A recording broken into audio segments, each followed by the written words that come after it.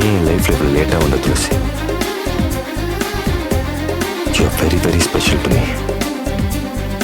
உங்ககிட்ட ஏதோ ஒன்று இருக்கு துளசி. உன்னோடு நான் இருக்கும் நேரங்கள் அத்தனையும் போதாது. எனக்கும் போக மனசுலதான்.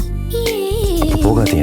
மின்னல் விழியே கண்ணக்குழியே குட்டி கவிதை நீதானே.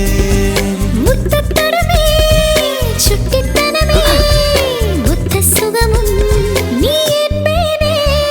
இந்த சீட் எப்பவுமே உனக்காக ரிசர்வ்ட். என்